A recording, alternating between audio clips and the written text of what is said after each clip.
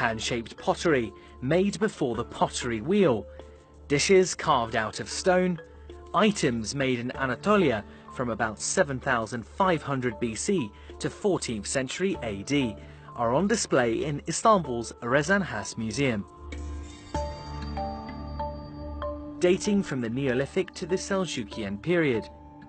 They not only show a tedious production process, but also how much information and experience people had to accumulate to reach today's level of civilization. Antik dönemde gündelik yaşam. Our theme is daily life in an antique period. Naturally, the best group of exhibits that reflect this are kitchen utensils. Beside these, we also have exhibits that were used in religious ceremonies, offerings left at caves and temples, and objects that had religious value. We realize that not much has changed in our lives, apart from manufacturing techniques.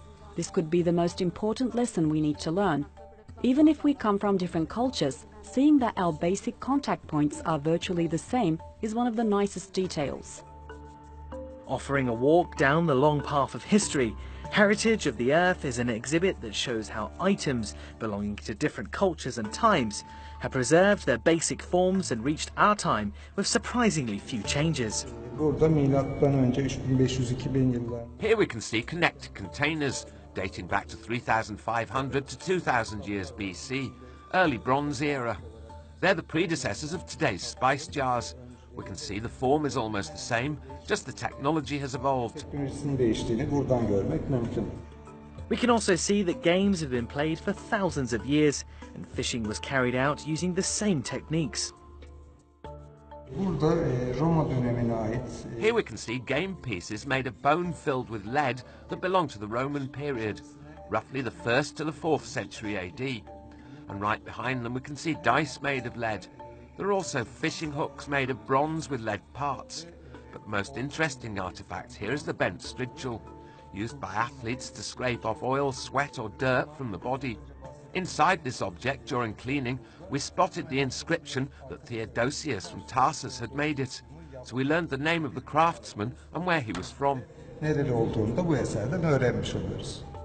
These containers, used by the people of central Anatolia 3,000 years ago, have a bump in the center.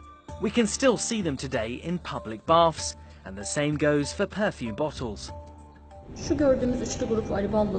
This group of 3 containers we call the Aribaldos were generally used by male athletes as perfume and oil bottles. We think that they might have been used by tying to the wrist or hanging on a wall. We assume that the content was used after training.